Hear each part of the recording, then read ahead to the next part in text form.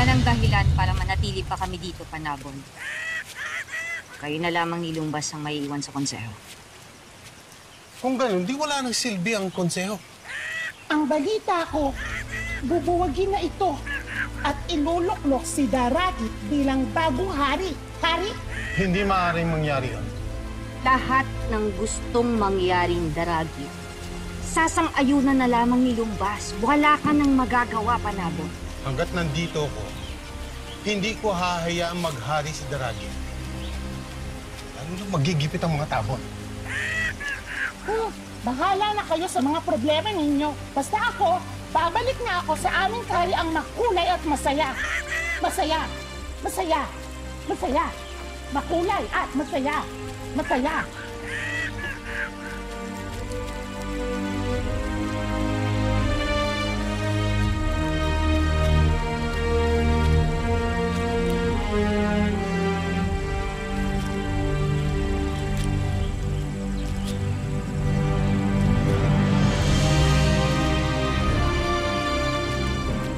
Maging bathala.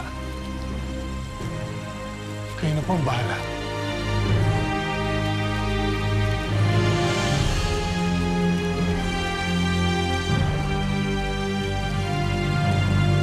Magpapakabait ka ha, Anya? Opo, Lola Rosie. Magkikita pa naman po tayo, di po ba? Oras na makarating ako ng Tierra Fuego. Mabubura lahat ng alaala ko ng Avila. Pero oo, umaasa ako. Makikita pa tayo muli. Napakabigat ng kalooban ko. Alam ko ang tama kong gawin ay sumama sa tunay kong anak. Pero Panabon, parang hindi tamang iwan ko si Pagaspas. Lahat tayo humaharap sa pagpapasya sa pagitan ng dalawang bagay na mahalaga. Mahirap mamili kung ano mas matimbang at sigurado may masasaktan. Bakit kasi kailangan may mangyari pang ganito? Kung nandito lang si Alwina at si Almiro, sigurado ko ay hindi tayo hantong sa ganito. Sakaling makita niyo sila, Haling Rosing, Lourdes, sabihin niyo na kailangan namin sila. Kailangan makahanap sila ng paraan para makabalik dito sa Avila.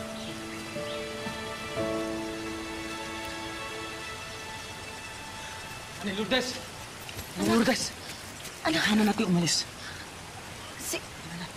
Hindi pa ako nakakapagpaalam kay Pagaspas. Sasara na yung lagusan ng Avila. Bakit di na tayo umabot? Tara na. Tara na. Mauna ka na, ha? Mauna ka na. Susunod ako, anak. Susunod ako. Sige. Nanirusig na. Ani Lourdes, susunod ka ha! Susunod ako.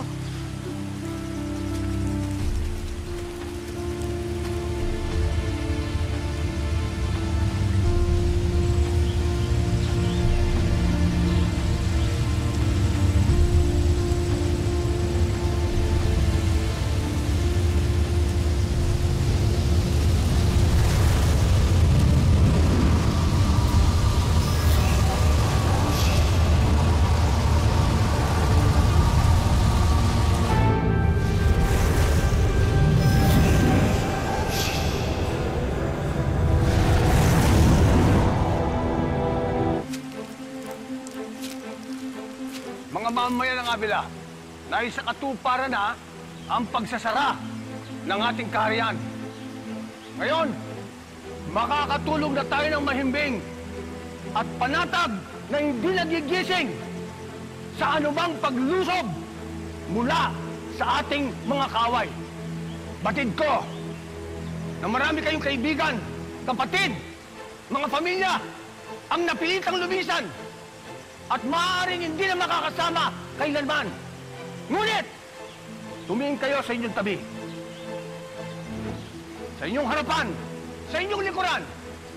Hindi ba wala nang halos kayong makitang hibang lahi kung hindi Bulawin?